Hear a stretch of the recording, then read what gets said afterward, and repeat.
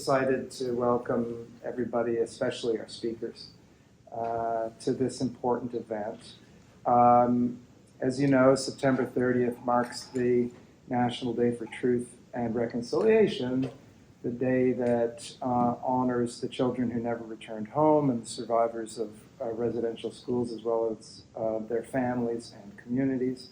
And at the Graduate School of Public and International Affairs, led an initiative to build more opportunities and spaces for the discussion of issues of importance to Indigenous people in this country, to expose our faculty and students to these issues, and very much led by my colleague Ravi Pendakur, professor in the school, and with the assistance, with the very welcome assistance of Simon Brascoupé, who's going to be speaking here today, and Paulette, Tremblay, who unfortunately was under the weather and couldn't join us, both of whom are senior fellows in our school, and both of whom are with the First Nations Education Administrators Association, but who have a very long, interesting careers working in this space.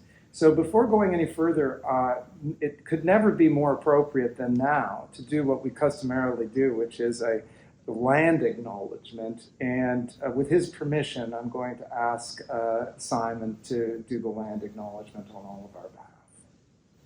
I come to events here at Ottawa U quite often, and they're always recognizing the unceded Algonquin Anishinaabe territory, and I go, that's me. So my ancestors have been here since the beginning of time, literally, And one of the as an academic, I always like to have proof, that we've been here. How do you prove that we've been here for so long? And we have a story about Wasajak and a giant beaver. So about 10, 12,000 years ago, there were megafauna that roamed across Canada. We have a story that goes back to that age. So I estimated that around 500 generations of Anishinaabes have been telling the story one generation after the other. And I'll just summarize the story because it takes days to tell it. But so Wasajak, who was a trickster and a bird, he could transform into different characters. But Wasajak in this story will be like a Canada jay or a gray jay. Anyways, he loved to eat beaver. So he goes up north in our territory and finds this lake with a beaver lodge in the middle of it. And the only way you can get into the lodge is you got to swim underwater. But he wasn't a good swimmer, so he breaks the dam and he falls asleep. So when the water runs out, Wasajak's gone. So he doesn't give up. He goes south, and there's another dam, another lodge. But this time he brings a buddy with him, and he says to his buddy, if I fall asleep, wake me up. So he breaks the dam, the dam gets broken, and his buddy's trying to wake him up, but he can't wake him up. And when he wakes him up, the beaver's gone. And he gets, instead of blaming himself, Wasajak blames his buddy, and he kicks his buddy, and his buddy goes way up into the sky, gets near the sun, and turns into a rock and lands on the earth. So those of you that live in the Ottawa region will see these boulders everywhere. And my daughters asked my dad, where did all these boulders come from? And my dad said, just one day it just rained them. And so he doesn't give up. He goes to this last time to get the beaver, but the beaver's getting old. So the beaver crawls up the side of the river and passes away. And so we say, if you look at the side of the Ottawa River, you see these hills and the shapes of giant beaver. So it's to remind us that the age of megafauna and that our ancestors have been here so long that their stories have been passed on, from the beginning of time to today. So I just want to welcome everybody to the territory that my ancestors have walked and lived on for centuries. And I just want to pass on one message that we've been told is to humans were given original instructions to keep the water, the earth, and the air pure, and to love Mother Earth. So, land acknowledgement. Thank you, Roland. Wonderful. Thanks so much. Yes, and having spent the summer in the forest, that resonates strongly. Yeah. Let me just take a moment to introduce both of our speakers, and then I'll just hand it back to Simon to begin our discussion today. As I mentioned, Simon is Senior Vice President at the First Nations Education Administrators Association, an elder, an artist, and last but not least, a Senior Fellow at the Graduate School of Public and International Affairs. So we're delighted that you made the time for this, and thank you very much. And our second speaker is Teresa Edwards, who's the Executive Director of the Legacy of Hope Foundation. And the goal of the foundation, as I understand it, is to educate and raise awareness about the history and the existing intergenerational impacts of the residential school system and the subsequent 60s scoop of Indigenous survivors and their descendants and their communities in order to promote healing and reconciliation. And you've been at this for a very long time, so you have deep, deep, deep roots and experience on this issue, as we were discussing before the event. We're so delighted to have both of you here, really happy to hear from you. And without further ado, maybe Simon, I think you were going to go first. If you want to start, that'd be great. I'm going 1 and 2, actually. Okay. So Paulette, Dr. Paulette Tremblay, who's our CEO, is ill and can't be with us today, but we've got a little PowerPoint presentation. And she was reflecting, I wanted to reflect on reconciliation and sovereignty. You know, what's,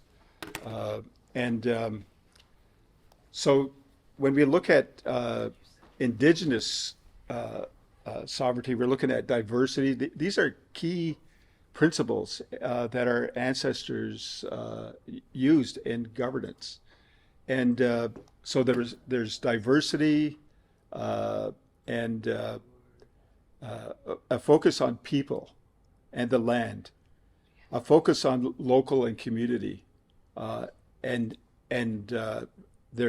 our neighboring other nations. And today we're talking about decolonizing and moving toward First Nations control of First Nations education. So that's the mandate of the association that I work for. So Paulette was reflecting on leadership, and looking at a paper done by Patricia Makokis and Janice Makokis. And so she was talking about intergenerational trauma, that, you know, the experience that our ancestors and present day Indigenous people have gone through. The structure of the Indian Act to control and restrict and transition Indigenous peoples away from traditional ways of leadership and governance. So in traditional government, everybody worked for the greater good, and the priority. And when I talk, I'm going to talk about the role that children play in education, and it was surrounded by ceremonies, storytelling, respect. You know, a lot of us talk about the 7 grandfather teachings. So leadership was around the better good or the greater good of community, organizations, and individuals. So we'll go to the next slide. I know Paula went to Harvard from time to time, and Joseph Colt and Stephen Cornell have done wonderful research on nation building. And so they talk about the five key areas, which is practical sovereignty. So you have to behave like you're sovereign. You know, don't just go by the Indian Act ban system. Having effective governing institutions, like are you in control of your education system? Are you in control over health? And then culture match. So you need a governance system that matches your culture. You're not borrowing from another culture to establish a governance system. And then strategic orientation. You really one of the key ideas that we hear all the time, and our ancestors talk about. You know, we need to make decisions for the generations to come, the 7 generations to come, and we need leadership that's nation building, and really thinking, reflecting on the past. And sometimes the past isn't that far back. It can be our parents, our grandparents, that provide us with some hints on how to govern ourselves. So next slide. Um, so the uh, so to continue on with this work, nations are in the driver's seat. I remember seeing a cartoon of a, a woman and a motorcycle, and they said, I want to drive the motorcycle. I don't want to sit in the back seat, you know. And nations are moving that direction. That sovereignty with effective governing institutions are important. Uh, so we've got to match our political culture with our institutions. Our decision making have to be strategic, and we have to be nation building and action orientated. So I think that's it for Paulette. I'm sorry that she's not here. It would be better to hear it in her own words. Uh, and So we'll move on to my slideshow. This photo breaks my heart. Thomas More Kiesik. And there's Thomas. You know, we're told when we're born that, you know, we have to be coaxed out of the spirit world, and that your family and your grandparents make all these beautiful clothing for you when you're born, to express their love. And you can see that in the picture on the left. And then the picture on the right is Thomas More Kiesik, have after having his haircut and wearing a uniform.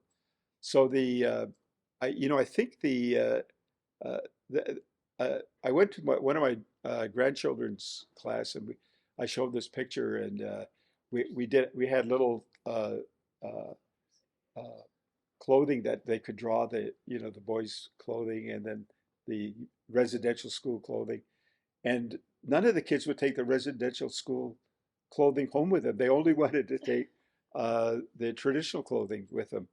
And it just shows you that, 5, 6 year olds, have the same moral compass that we do. They understand uh, the impact of residential school. I think he passed away like fairly quickly after that picture was taken, within 2 or 3 years. He didn't live long. Uh, so traditional education, uh, as I've been told in our community, is that children were always at the center. Elders, our parents, grandparents, community members were there to educate the child, to tell stories, to tell them that they're loved, and when they misbehave like I did, to tell stories about what happens to little boys who don't listen to their grandmother. And then we had adults on the outside. So that was a traditional education. And I think all of you, well, children or parents, can understand that there's there has to be love between children and the people that are around them that want to educate them. Next slide. So my system's not working here. So what's a traditional education? So I'm not expecting you to become experts in Indigenous education principles, but it's relationality. We're connected to everything. Uh, I'm connected to Teresa and her family. I'm connected to the land, and everything in our world is sacred. We look at everything as sacred, and it's holistic. And I think, certainly in education, we need more holistic. And I think some areas are becoming more holistic, spiritual, emotional, physical, mental are all related, and that's what really makes us human. Uh, so, an Indigenous education is rooted in our ancestors' knowledge. It's experiential, generational. It's practical. Ceremonies, art, song, and stories are all part of our education. And then personal knowledge. So each of us are on our own learning journey through our life. Uh, and it's so through uh, self-awareness, our holistic growth, and transformations that we experience through our life. Uh, and then we have a learning spirit. My grandmother would say, everybody, that baby, because she was a midwife, uh, somebody would bring a baby in, and when I was little, she would say, that baby already knows everything. And I went, what is she talking about? And then I realized as I got older that our learning spirit, when it comes into the physical world, our learning spirit already knows everything. It's the job of the parents, grandparents, and the people around them, and the land to teach them, to remind them of that knowledge that they have within them. So next slide. I'll try that. Yeah. Hey, so I'm not going to cut into Teresa's presentation, but residential school was really to take the Indigenous person out of the child at a young age. That was the plan, but it didn't work. And why didn't it work? It didn't work because we had knowledge keepers, we had elders, we have our language that can revitalize uh, our uh, our people today and in the future. So I just included this because if people want a copy of it, I don't know how you would get it, but I'm sure you. So it residential ideas probably went back to the Romans and even before the Romans. But we've got this long history. This is the sort of the key points going back to the early contact. These are a map of all the residential schools taken from the website, Residential Schools in Canada. Uh, these, this is one of our elders from Gittiganzibi, blessing some of the commissioners during the process. And these are important dates more recently. That I think the Royal Commission highlighted the residential schools. 2008, there was a formal apology by Canada. And I think, we go into this idea that the TRC is a, a box to tick. We did that, but it took us 150 years, maybe longer, to get here. It's going to be multi-generation to get through this. And the TRC opened in the center opened in Winnipeg. Missing and murdered Indigenous women and girls National Inquiry Report in 2019 that we can't forget about. I was listening to the research director on the radio one day, and she opened my eyes. She said, uh, we can have all these policies and goodwill in place, but it's not until women and girls feel safe in their place in Canada that we've achieved what the report had uh, tried to achieve. And so the I'm going to so colonialism began at contact. The one thing that most Canadians don't realize or know, that 93% of Indigenous peoples died at contact. Uh, I just like to remind people that COVID was a kind of probably a similar experience. That we were afraid. Our elders have taught us during COVID, don't be afraid of COVID, respect it. And the idea of respect is humility, that we have to be a learning society uh, to defeat these things. Um, so I just want to highlight historical trauma that in the uh, 60s, there were people coming back from war, and I think people were just starting to realize that that people coming back from war are traumatized, and then in the 80s and 90s, that trauma was Indigenous people were talking about historical trauma, but people were saying just get over it. Well, I think they still say that, but I think people are starting to realize that this trauma is intergenerational, and it requires a little bit of research and thinking on a part of everybody. Uh, Amy Bombay, who's did her PhD at Carleton, did a paper on it, and she's saying that the effects of the Indian residential schools uh, have a role in historical trauma, and that the impacts are felt today, multi-generational, and it affects our well-being itself.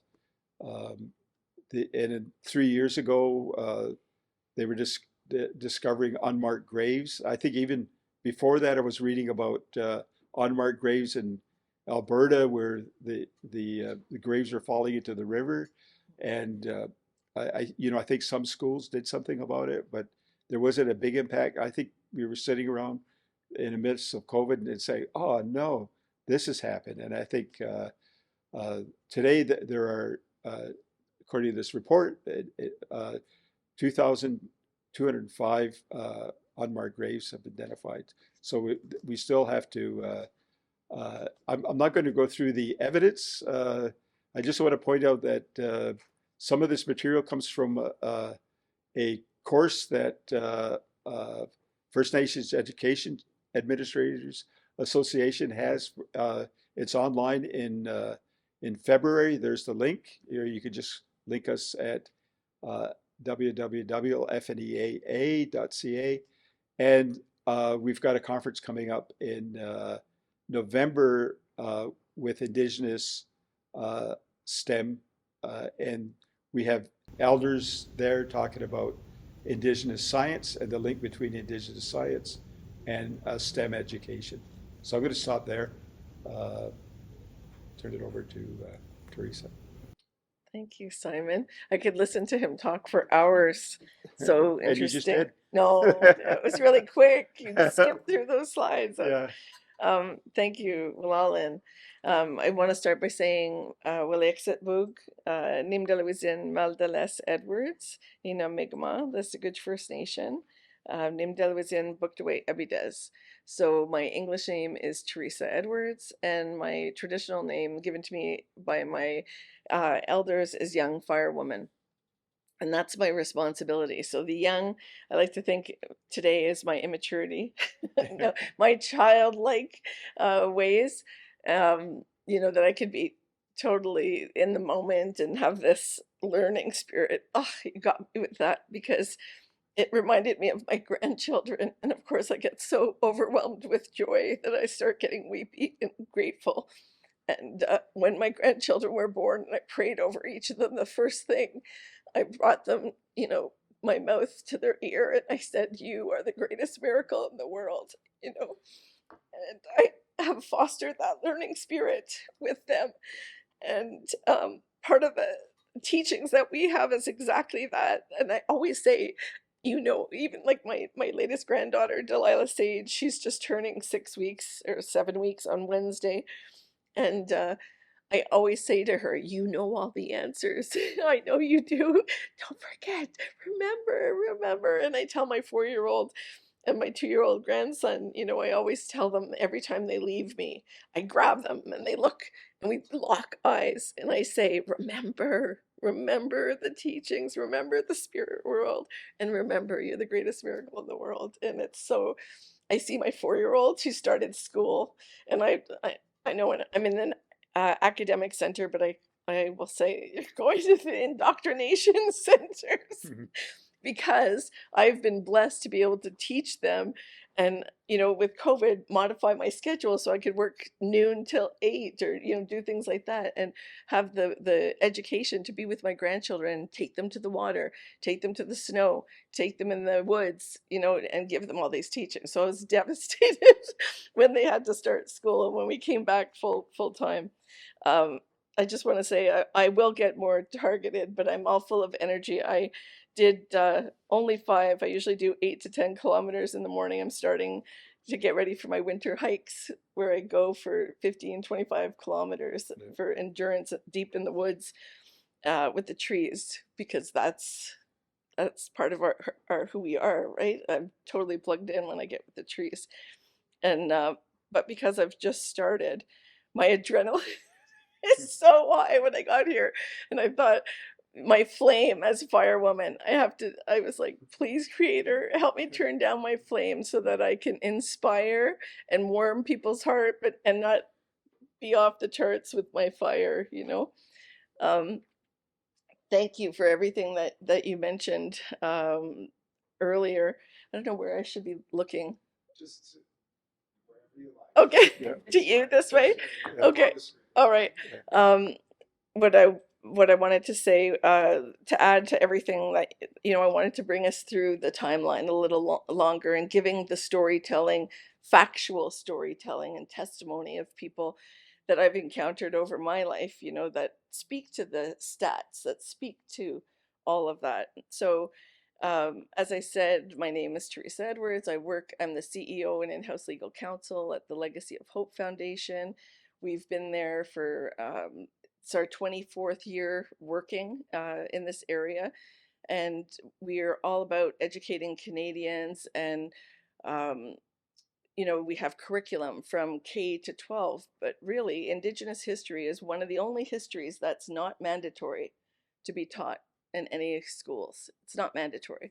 We teach Black history, we teach about the Holocaust, we teach about wars in other countries, yet we are not mandated to teach Indigenous history.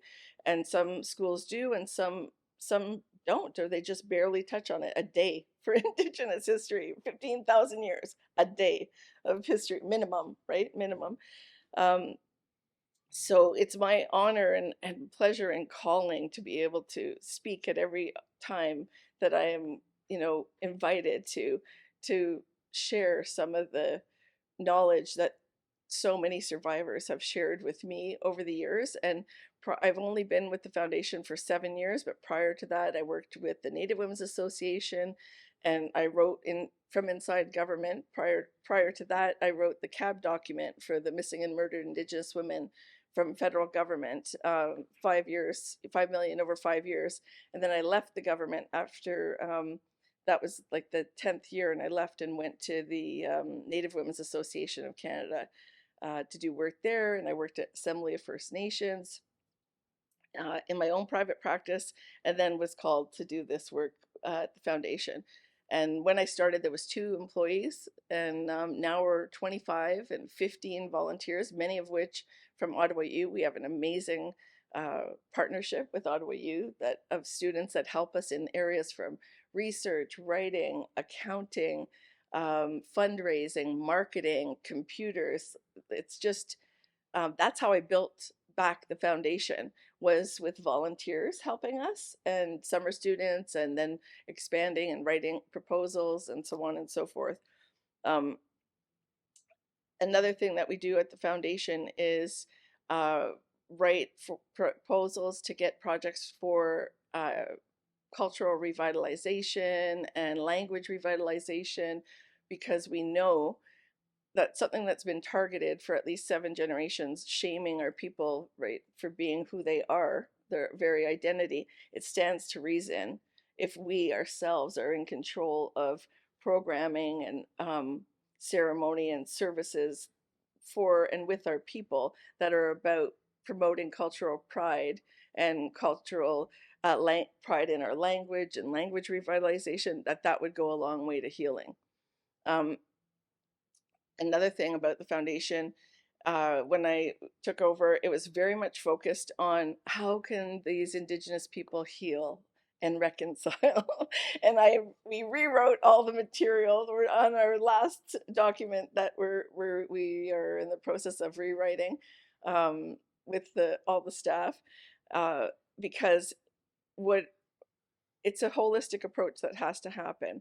And part of that is you've had 7 generations of our people going through residential schools, day schools, the 60 scoop, and facing a number of other acts of oppression against us. But what has happened on the other side?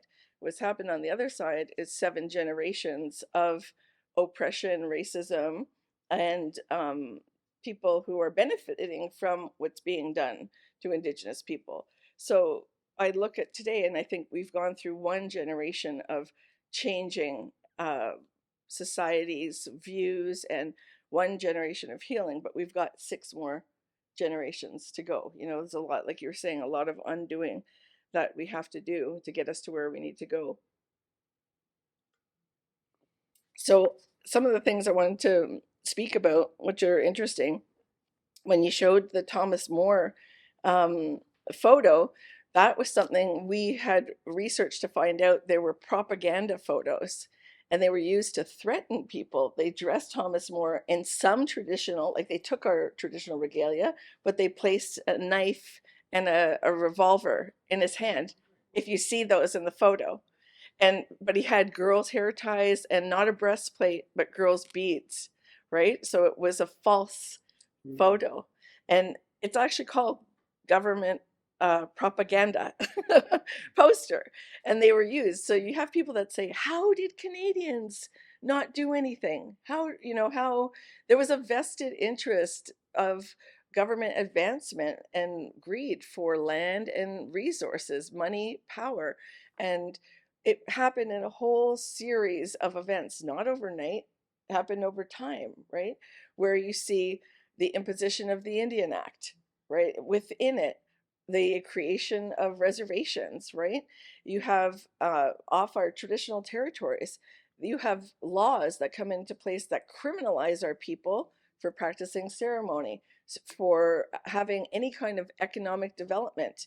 You could not have anyone leave the reserve. You needed you needed a pass, or you would be cited with trespass. Anyone trying to come into a reserve to do business and support economic development, they were fined. So we were cut off at every single spoke. I like to think of it as a wheel. Every single aspect of our life. We weren't allowed to vote. We weren't allowed to have legal representation. When you see how isolated, we're essentially cutting off limbs, right? Cutting off every means for us to be able to have sovereignty. I love that Paulette's concentration was on rebuilding nationhood, excuse me, and sovereignty, because I wholeheartely believe in that's what was attacked. And I try not to use 2 separate words. One, I've changed it from all of our literature, and that's legacy of residential schools, because we're the Legacy of Hope Foundation. And if you look it up, it has more of a positive um, tone to it than it does, really represent. So I always say the impacts of residential schools. And even that, I challenge my employees when they write our material and they say, it's like a pat clause, we say what happened to 7 generations impacts at residential school. And I say, well, wait a minute. What are those impacts? Let's unpack that a little bit. Those impacts are loss of language, loss of relationships, human relationships with their parents, their siblings, their grandparents, their community, their language, their food, their home, their bed, the places they played outside, every single aspect of their life it is captured. And what are the outgoing impacts from that? Well, they are, we have depression, post-traumatic stress disorders, self-defeating behaviors, feelings of worthlessness, uh, lack of self-esteem, lack of self-worth, no self-care, alcoholism, addiction. All of these things never existed prior to residential schools and that particular period. And I always say, our lives, our nations, it wasn't utopia.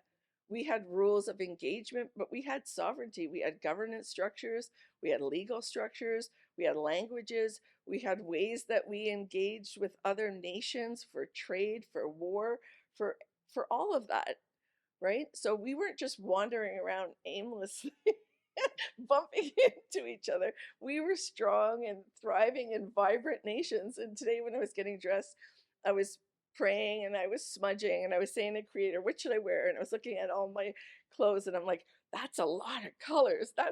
Does that really go? And I kept praying and I was like, nope, you're going to wear this. Nope, you're going to wear that. It was just coming to me, right? And I was thinking, that's so much.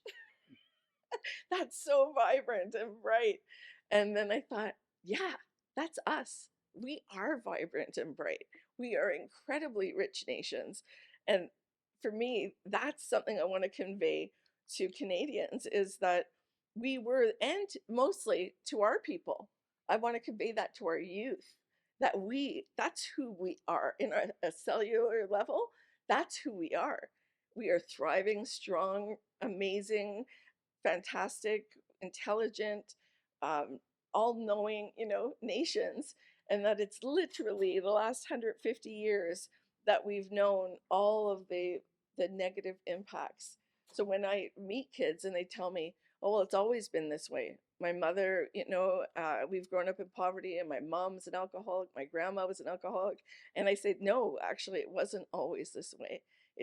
We had minimum 15,000 years, like we believe time immemorial, right? But minimum 15,000 years have been found by science and validated that we've been present, and so to say that's who we are is this product that we see today, is not true, and we need to reverse that and start to build cultural pride.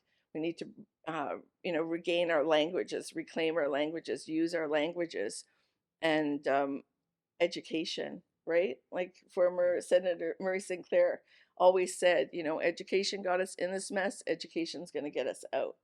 And it's about the kind of education. I am so, so excited and proud of my community in Listigouge. They trained all the teachers that wanted to in the elementary school who already have masters in education. They did a year or two, or like 18-month program that ran solid for on the land education. And they're implementing this in the schools for as young as kindergarten. And we have almost like a arbor that's indoors with a fire pit so the kids can get teachings about medicines every day and do smudging every day. And then they go out on the land. And it's not just for social sciences or geography, it's like every topic. And what's happening is that children who have FASD, children that are deemed to be hyperactive or any other labels that we can slap on the kids, don't have these issues. They get out in the land and they're doing the learning and they are the leaders. They become the leaders of the group, right? They're no longer these having difficulty because they're not sitting at a desk every day. So it's so important that First Nations or Indigenous people writ large have control over their nation's learning, because it's going to be more meaningful. We do have so much of that traditional knowledge. We just need to revitalize it, bring it back, and communicate it to the next generations, right? And that's when we're going to start to see progress as well. Another word that I spoke about using legacy, the other word that always, when I hear assimilation, this morning I looked it up in the dictionary and it says the absorption and integration of people, ideas, or culture. And I wrote in all caps, this is not what happened, right? And I challenge that. I challenge that when people say, oh, well, they were just trying to assimilate them so that they could get along with the rest of Canadians. And I challenge that to say that's absolutely incorrect, because if that were true, the residential schools would not have all been built across Canada out of public oversight, where cities and towns, most of which did not even know those schools existed unless an emergency happened and there was a fire and the nuns had to bring some children to a farmer or something in the middle of a night, and they thought, where did these kids come from? And they explained that there was a residential school. So in my mind, when we talk about assimilation, you're talking about integration, right? You're talking about acknowledgement and bringing people into one culture. But what happened with us was the furthest thing from assimilation. I want to bring it back to those spokes in the wheel of, initially when they started, and I say they, the government, when they started with day schools. And what they said was, it's not going fast enough and it's not efficient and there's not a break in the family. Now, why do you think, like, to me, breaking the family, so they'd done everything, took away the land, separated us, took away human rights, removing all access to, traditional land, traditional resources, removing, you can't vote, you can't have a lawyer, you can't have any kind of economy. So the community immediately was dependent upon welfare and at the grace of the state to supply their meager, portion, and training generations to be that way, right? And to further the process, or to hurry it along, what was finally, they explored other countries and what was done in other continents and said, oh, wait, we haven't tried one thing, and that's to break the family, to break. And I love that you had that circle on there with the child in the center, and the parents and the grandparents and the community and the nation. Well, when you have that thick circle, it's hard to penetrate. That's hard to break. But when you take away the rights of the nations, that gets broken, right? The Indian Act, our sovereignty, our governance structures, our laws, our ways of being, our connections. Then you take away the community by putting us all on these reserve lands. Some families were divided ad hoc to random places. Okay, then but you have that family nucleus that's still strong. We're not getting through. We're not destroying them as a people. It wasn't about assimilating, it was about destroying. It was all part of the circle of acts. There was no other interpretation. And that's therein lies, residential schools was born. And when we saw what happened there, just to go back to that, if you look at any website, for the first 10 websites, it'll say there was 139 residential schools. But really, what we found out at the foundation after going to communities across Canada and speaking with people was there was 168 residential schools. But any reporter, any researcher that's going to look at how many schools there were, they will be brought to the Indian Affairs site, which is about the Indian Residential School Settlement Agreement, and it captures how many communities or how many schools were included in that agreement.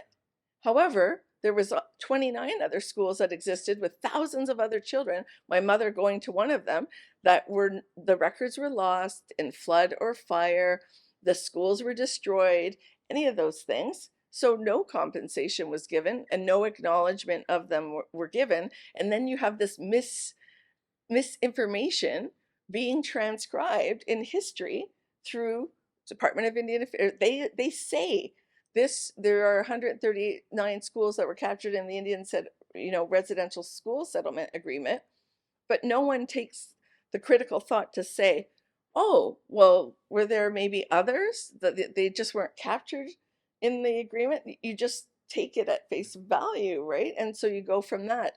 Another thing that we discovered, and we had to redo a lot of our own material, was that the last school closed in 1996. It's even in some of our films. We're trying to redo the films, but they're so worthwhile because they have testimonies of survivors in them, so we don't want to lose that, you know. But the last school actually closed in 97, you know, not 96. So there's another fact that most people, if you look in the media and everything like that, you'll see it. But if there was a little distinction that they said, oh, a month before it changed to territorial power or provincial power, that was not deemed to be counted in the amount, like when the residential school closed. But Grolier Hall did in fact close in 1997. And then people think, okay, well, 97, that's late, but you know, there's still been a lot of time that's passed since then. Well, actually, in many communities, the same people that administered the schools were the same people that administered the day schools. So although you had kids going home at the end of the day, a lot of this abuse continued, which is evidenced by the fact that there was a day school settlement agreement. And, you know, when I hear Canadians will say things like, oh, they're paying out those natives again for residential school, or they're paying them out for day school.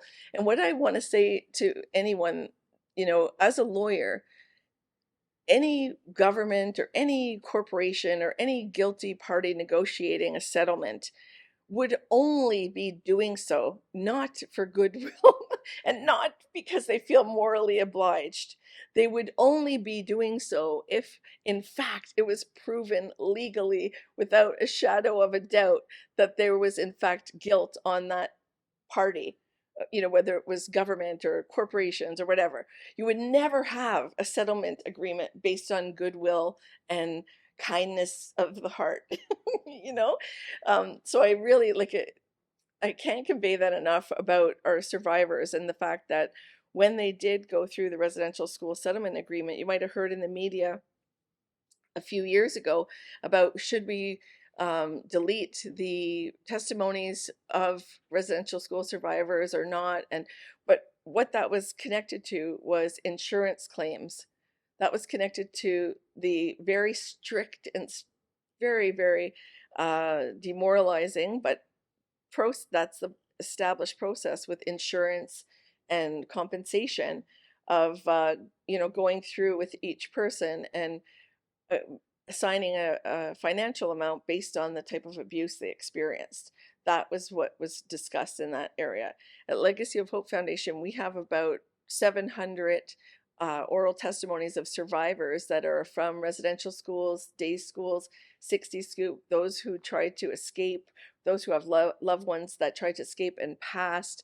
We have all testimonies that are survivor empowered, that they've entrusted us at the foundation to be the stewards of this and to use it going forward to educate Canadians, and even after their passing in perpetuity, so that they would be an attestation of the truth of what happened to them as individuals, so that it could not fade away in history or be blocked out from history books. That's why they wanted to do that. And when we get calls, I get them every year. Can you send a survivor to our, you know, a day school survivor, residential school survivor, 60 scoop survivor to speak here or speak there? I always say, yeah, no, sorry. We became the stewards of these 700 testimonies that people shared in a safe environment, where counselors and elders and knowledge keepers were surrounding them at a weekend together with other survivors.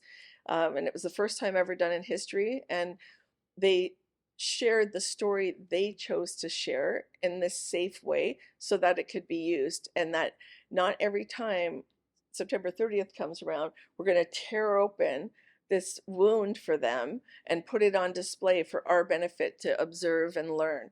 No, if we want to learn, if we want to understand, LHF has a book called Let the Truth Be Told, with activities, and you can download a survivor testimony for free. You can pick one of the activities from Let the Truth Be Told, and you can hold an event. You can have a lunch and learn. You can do anything, and no survivor has to be re-traumatized with that, you know. So that those are some of the things that we do at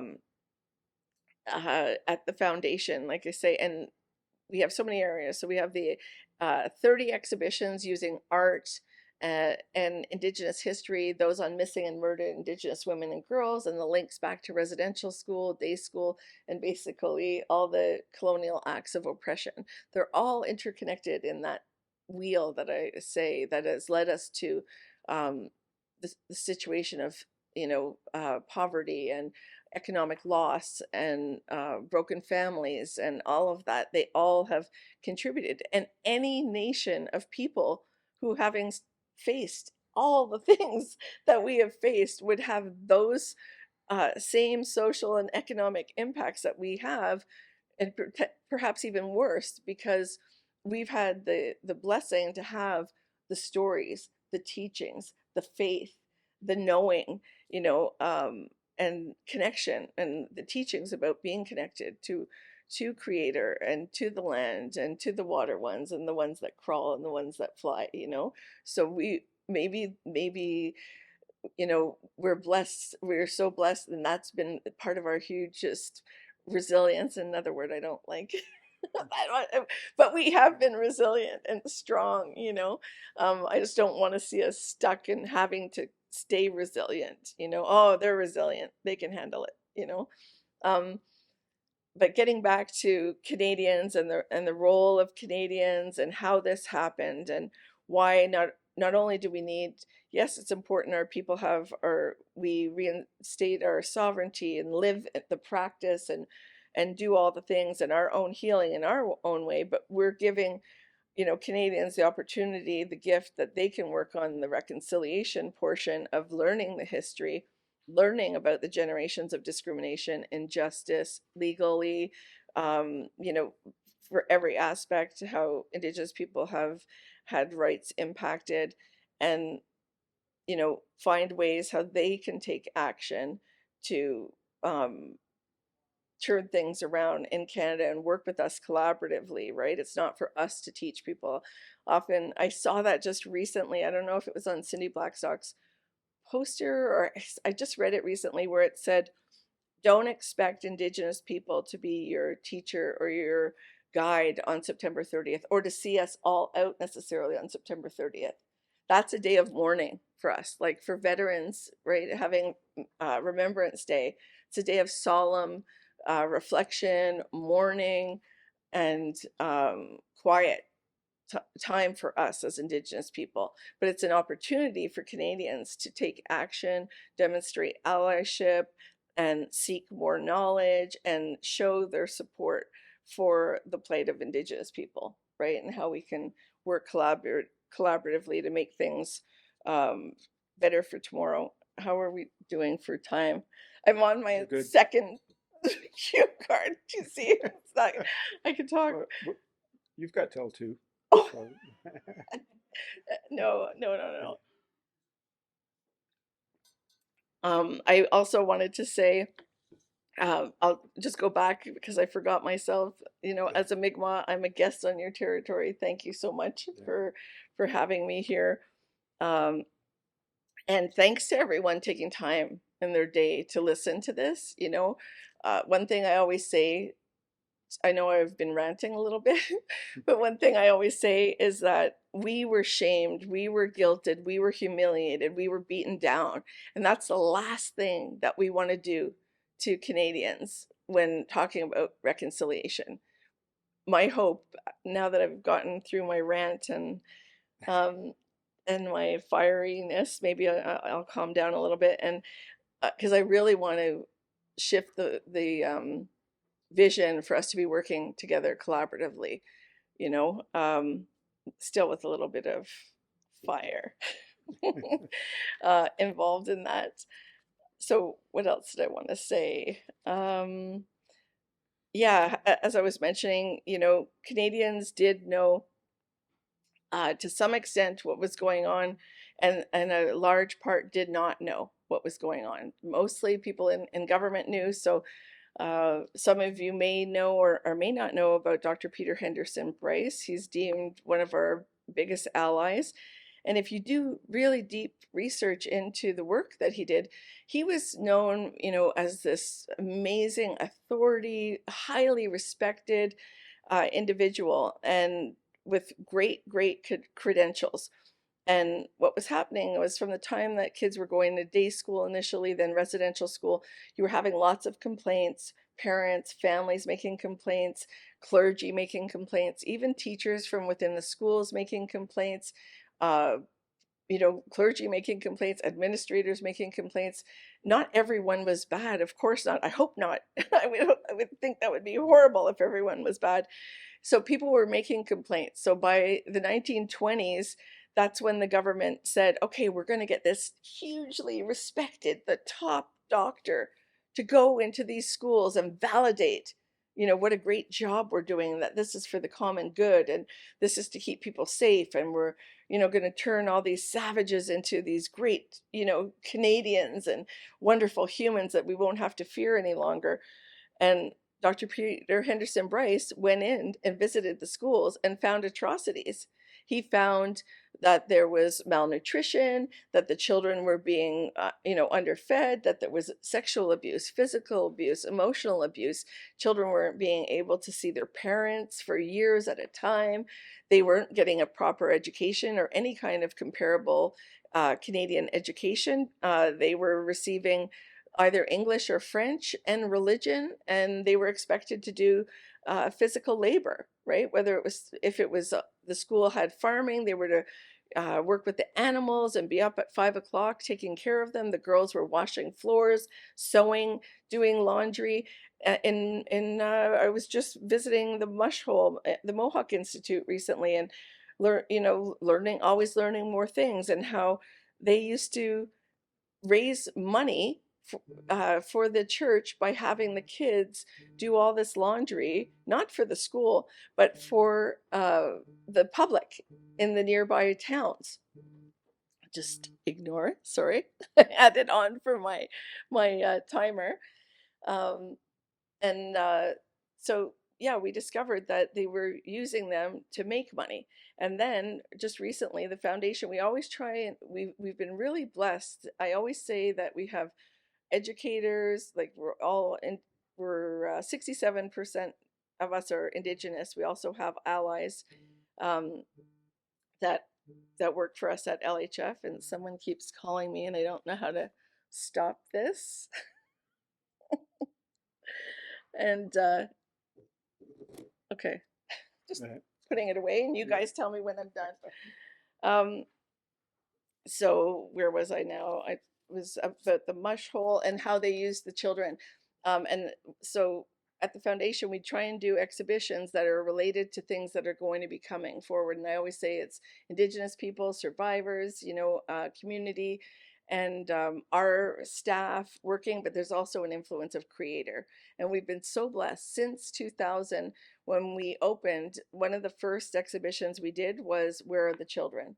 And it featured Thomas More, and it told that story, and it showed the day in the life of a student in residential schools.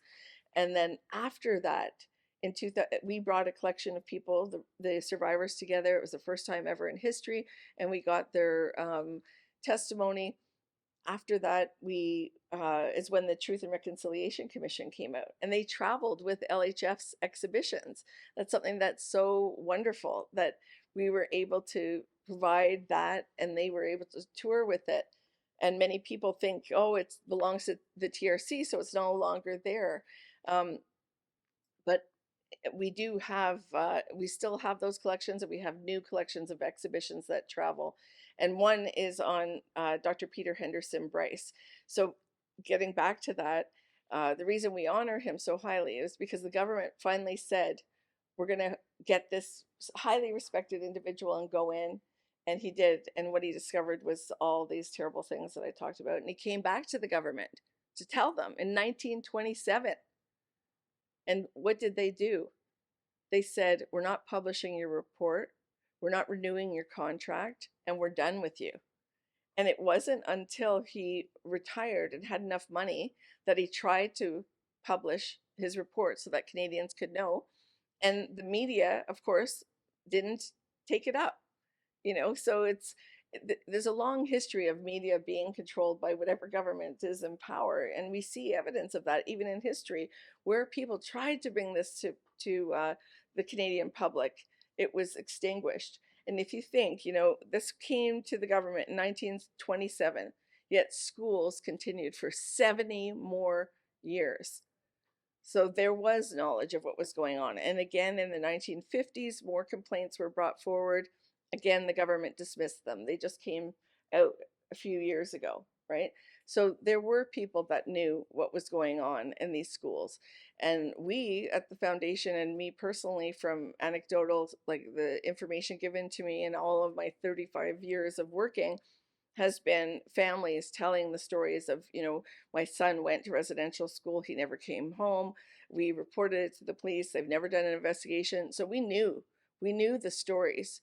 So when the children were uncovered, you know, we said it wasn't a discovery for us, it was a validation of what generations have told us that was happening and is going to continue to happen. You know, we estimate there could be more than 15,000 children that'll be discovered. And we were talking about this before the session of how the more evidence and the more information we bring forward to people, you're going to see a wave of acceptance, a wave of shock, a wave of horror. Then, you know, it's almost like the stages of grief, and then an awakening of people coming to say, what can we do to help? What can we do to change? How can we make things better? How can we do things right? But you're also going to see a wave of denialism, right? In the face of DNA evidence. You know, in the face of DNA evidence, you're going to see denialism. So one thing that my elders have taught me when I came to Ottawa U to go to law school in the 90s, I would come home crying every day from the stuff that I would learn about, right?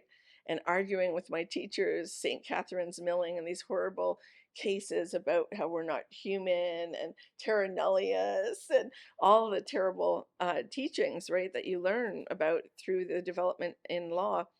And the elders told me that I can't waste my breath. Breath is precious, and I need to use it where it's going to have the most influence and where people are willing. And since then, it's, you know, I still make mistakes and I still waste my breath. But for the most part, I try and put my energy towards working with the willing, and being with people who are wanting to learn, wanting to do things differently, um, and eager to have a learning spirit, you know. And I just let the rest fall off. And that's kind of our philosophy with the foundation as well, because Indigenous education isn't really mandated in any schools, we work with all provincial governments, and we've done curriculum for 2 years with Alberta. We've done curricula with Ontario. BC has used a lot of our materials. We have a lot of support with them borrowing our 30 exhibitions and them traveling to schools, to governments, to galleries. You know, we're still working on Quebec. Um, yeah, so that's a work in progress, but that's okay. You make advancements where you can, and then check back. Hey, you guys ready yet? No? Okay, we'll come back to you. We're busy doing work with people who want to make it happen, right? And so we keep going, and that's my philosophy, right? Just keep making advancements. And the fact is that many people don't realize that Indigenous people are growing at a rate 25 times faster than any other population. So not only are we surviving, and we are thriving, and we are populating. You know, we are here. So the investments, the relationships, that's something else we're doing at the foundation, is reaching out now with banks, with universities. We do research, writing, but on the land work and research, doing that and partnering. We've partnered with Ottawa U, with U of T, other universities out west. You know, we're trying to get at every angle and to make progress happen. And we know, you know, from things like offering financial literacy for Indigenous people, we are resilient with money, and we know how to manage money when we have next to nothing. you know, but to teach people to be able to manage money when you have more, and all the conflicts that we have culturally around money, right? About money being evil, or money being, people are selfish and greedy. Till I was 40 years old, I was a lawyer making an excellent income. I gave away all my money because I thought I couldn't be spiritual if I had money, you know? Yeah, people are nodding. Like, people know. Our people do that. We do that because we don't ever want to be attached to anything or have anything have a hold of us. But an elder said to me one time, and my head is thick, you know, but I finally understood. They said, you know, money is just a currency. It has no value whatsoever. If you have more of it, you can choose to do more good with it, right? Over doing bad with it. But it's a currency with no moral value. And when I realized that, it was like, oh. And so I choose to use my money for good things, right? I'm still working more and more to be a minimalist and getting rid of all the things. The older I am, I don't want anything. I shouldn't say I don't want anything, but I don't have the same attachment to things as I did, you know, in younger years of getting back to the ancestor world, right? Like, we come from that and we end in that. So I'm at the early afternoon of my life, the early afternoon, but those teachings are starting to trickle down, and I'm starting to remember, yes, it's not about the things, it's about the moments with our family, and that we create the memories, and being in the woods. Oh, like, I take trees over humans on most days. I tell you, I love, love, love. There's just something remarkable about it. Um, I hope you guys have been following me on this journey. I'm usually a lot more focused, but I'm telling you, that walk to that run around the track today got my flame running really, really high. So I want to make sure I'm covering all the things. Um, so in my life, I've also worked, as I mentioned, with AFN and the Native Women's Association of Canada. We've also encountered trafficking and missing and murdered Indigenous women and girls, and that all links back to, again, that whole spoke. Because what happens when you disrupt that outer circle of the nation, the community, the family, right? And we replace it with all these foreign systems and all these broken systems, and then all the abuse and all of that, you have a completely different outcome of our roles that we once held in our communities. And women were valued, women were leaders, women were decision makers. We had clan mothers, you know, women were life givers, water keepers, so many important roles, just as children were, just as men were valued, you know, hunters, and, you know, the children bringing all this new knowledge from the spirit world. It was a system that was completely different from what we have today.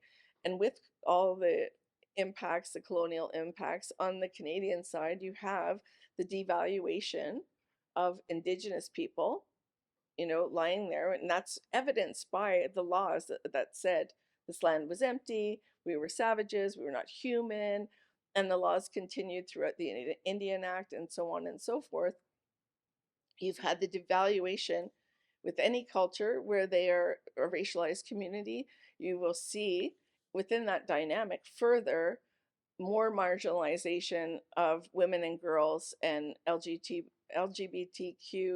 two spirit plus, right? You inevitably will see more, the other marginalized groups get even more marginalized.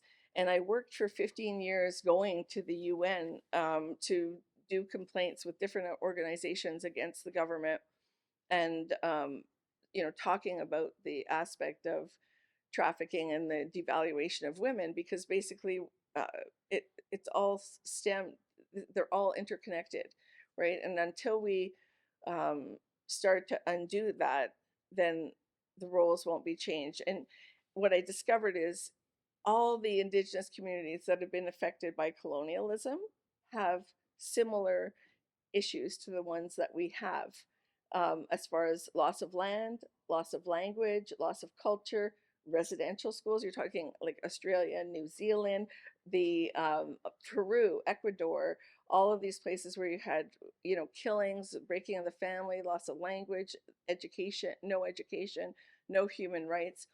But the number one thing, high rates of missing and murdered, with the highest being in Mexico City, and then other countries, in Ecuador and Peru, even in the Caribbean, all of these places. And I was shocked, and I thought, God, you're naive. How naive of you to think that this didn't exist for other Indigenous countries. It was a blueprint for colonialism, or colonial oppression. And so, of course, the impacts would be similar among all countries, right? When you exercise those same atrocities. So that was significant. And when I hear about as a lawyer, when I hear about the Pope saying, we were wrong, wasn't terra nullius, we admit it, we're sorry, that was a big mistake. I think, as a lawyer, well, wait a minute. Every single case dating back to the first legal case that there's ever been is based on the concept that we lost those cases, every case practically, that this was terra nullius, that this was, unoccupied land. So now, if it's being declared that it's not, what then? Are we going to go back and dismantle this whole system? Of course not. It's barely even talked about. I thought, you know what I mean, that there would be more of an uptake on, like, what are we going to do with this new information? Because that's how it was originally linked. The church and the law were very closely linked together at that start, that set this, this trail on fire, right? So what's happening to unravel that? The declaration is great, but what actions are we dismantling to go along with that statement? I'm just wondering your time. 15 minutes left. Okay, great. I'll start to wrap it up, but the big thing for me that I want to convey to people is that I have so much faith in Canadians from what I've lived through. I've been doing this from the time I was 16 years old. Advocating, and I remember being in high school talking about nuclear war, protesting, and the only supporter I had was my history teacher, who was apparently a Marxist.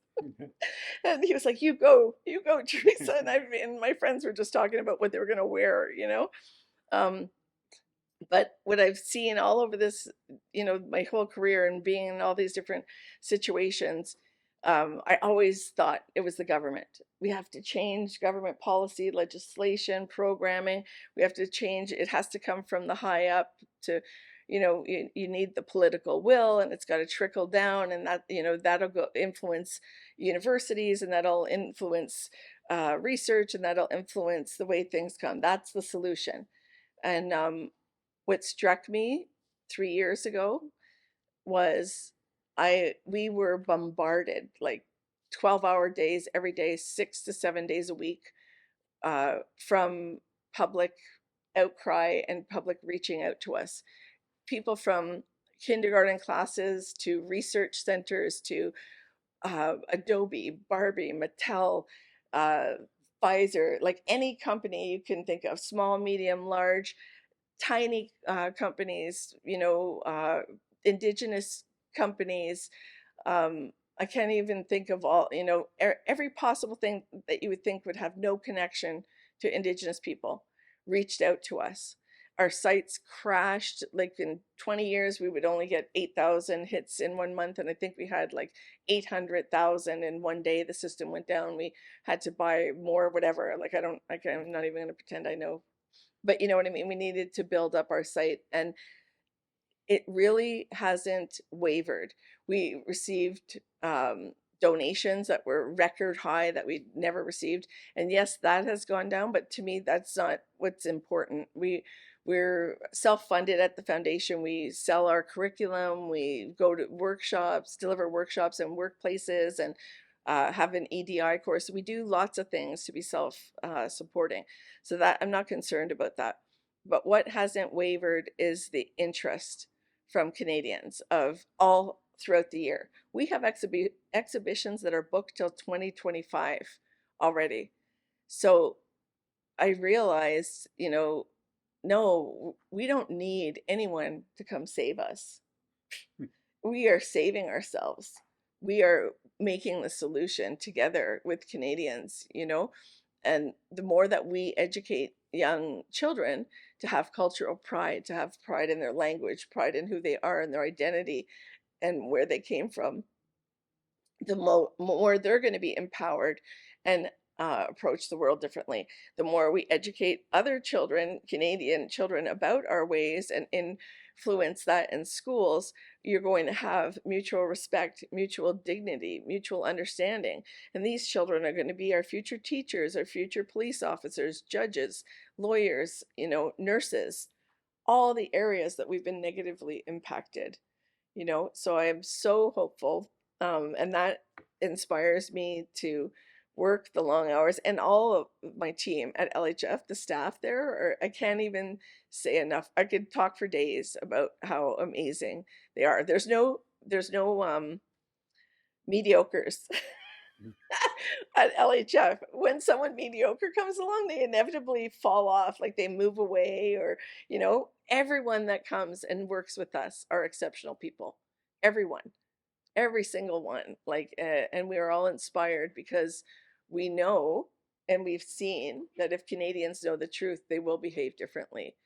So, despite all the terrible things, and I didn't even touch on a lot of them, there was, you know, cruel and unethical medical experimentation. The Canada Food Guide was derived from them seeing how little food they could give our children and still keep them alive. You know, there's so many atrocities that I haven't even touched. But having said all that, I am, you know, triply motivated and inspired and invigorated that I'm going to fight, not fight. I'm going to work peacefully and strongly and lovingly, you know. No more fighting, no more fighting. I'm going to work positively towards building these relationships and building these bridges and getting back to being in the side by side canoe, and sometimes sharing that canoe with others, you know, to get us to a better place. And I just want to leave the question with everyone, um, of what do you want your children and your grandchildren to think of when they look back in history and they say, oh, we heard in 2021 there was uncovering of Indigenous children around the graves of residential schools. You know, we heard that in 2023 and 2024 there was still 115 communities in Canada that didn't have access to clean water. What did you do, Grandma? What did you do? Did you take to the streets? Did you ask your politicians what they were going to do? Did you write letters? Did you change history? You know? So I want to challenge people to think, what is the legacy that you want to leave for your children and grandchildren, and about how you tried to create a better Canada? Great. Well, that's a great thing for all of us to think about. And I want to thank you for sharing your thoughts and your experience and your passion for these issues. It's clearly, you know, this is an ongoing discussion, not just this discussion, but the big discussion. And there's no way we can dig in, unfortunately, this session, but this will be a continuing series of discussions. We have a hard stop because we have to give up the room in 8 minutes. But I don't apologize. I thought maybe the best way to use the time that we have left is just to invite, if anybody, including folks online, I see Stephen has been listening attentively. Folks online, if anybody has a short thought that they want to inject into the discussion, almost as a placeholder for a next discussion. I have so many thoughts and questions that I want to get out, but I want to invite anybody in the room or online who wants to share a thought or comment at this point, and then I want to give the last word to Simon. Please. I just wanted to say a couple things. I like what you said about the money and the fact that we always feel a negative thought about money because we were never ever given the chance to even celebrate it. But I just wanted to mention about the minimalism and that we were the first minimalers or whatever it is. Because we used only what we had, because we had to travel and we had to go places, so we only had to live with what we had. So even that is like you go to a lot of Anishinaabe homes or homes from our people, and you notice that we have a lot of things. Some are really minimalist, but most are cluttered. We have a lot of clutter. My mom is probably one of the, but that's part of that system too. Like we don't know what to do with stuff. So, but I just want to say that because like there's all this stuff about minimalism and we were the first, well, we knew how to be a minimalist. That's what I'm saying. So I think we need to explore that too, because that's another, like living in this world, it's very capitalistic, and for us to have money, to do things, to do well, we feel bad, and we should never feel bad about doing good for ourselves. So I like that you mentioned that. And yeah, I have another question about the transfer of the provincial system, but that could be another time. God bless you. Stephen, you're on, I see your hands up. You want to introduce yourself? Sure. Thank you very much. My name is Stephen Barani. I'm a professor in international development studies, and I'm the new Vice Dean Associate supporting the Committee on Indigenization and Decolonization, sorry, in FSS. So thank you so much. Apologies for not being there with you in person. There are 31 people online, so we're very much with you in spirit. Just wanted to leave you with a question. I've learned so much, like Roland said, just so many things I could pick up on. But one thing it would be great to hear about, perhaps in a future session, is about forms of Indigenous or revitalization of First Nations forms of governance at the community and at other levels. Both Simon and Teresa mentioned this. Could we eventually hear much more about that? Maybe have a session just on that, and how emerging or re-emerging forms of Indigenous governance are interfacing with these colonial forms of governments, let's be clear, right, that are based on the Indian Act and that are being so destructive. And I'm really curious, as a relative newcomer to this area of debate, why the movement, Indigenous peoples and their various federations and assemblies are not pushing for dismantling of the Indian Act, like sooner. So must be lots of stories there, lots of debates. If you could just share that with us, we're keen to learn about that and how we can support you in those ongoing struggles. Thank you. Maybe I'll just add thank you, Stephen, a couple of quick thoughts of my own. They're all also more in terms of placeholders for a future discussion rather than being able to answer them today. I mean, the really big question that I would love to ask you, both of you and others, is what do you think about the current indigenization, the reconciliation, with the status of reconciliation, both as a government level and societal? You've been talking about it and finding hope in it. And what comes next, I guess, these are big questions. At an individual level, I think you probably get this all the time, and it's implicit in the question, great question you ended with, which is like, what legacy do we want to leave our children? It's like, what can we do? What can we all do as individuals, as institutions, as communities, as families, as people living in this place? And then the last thing was just a quick story that I spent all of July in Northwest Territories and interacted with a lot of Indigenous people up there. It was quite fascinating. And a lot of different points of view, that's no surprise.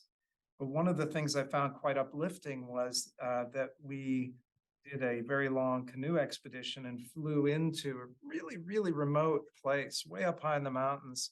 And it's an area that has recently been, in cooperation with the Dene, turned into a national park reserve called Natsitcho. And there are a whole bunch of young Dene from the community of Tulita, which is on the Mackenzie River, but they're originally mountain Dene. And they have been hired as the interpreters, and they're doing all the field work, all these environmental field work, and they are teaching each other. And so, and they're camped through the whole summer at the only place where a float plane can land. So anybody coming in to travel down the river, explore the area, they welcome them. They welcome them to their land. They take time to explain the context and who they are and their people. Many of them have no Dene language, but they're learning them. And they tell the stories of their people, which they have to go learn from their elders, which is pretty amazing. Not being an expert on the ways in which, you know, young people can be inspired by their own community, but it struck me at a moment of difficult moment dealing with these terrible facts from our collective past to see this bright spot. Anyway, I unfortunately, we're going to have to wrap up, but I did want to give Simon the very last word. Well, thanks for being here, telling our stories. And I'm like you that, you know, I could go around being very angry, but I really want to see action, you know, and I want to encourage people to not be afraid to take action at things that you see in your community, what you can do. So just like to thank everybody. Thanks to Paulette, who's not here, but here in spirit, and to University of Ottawa for encouraging this partnership. And thanks, Ravi, for all of your support. He does most of the work behind the scene, and is a great colleague to work with. So Simon, you are helping us we're taking baby steps here, and I want to take bigger steps. Yeah.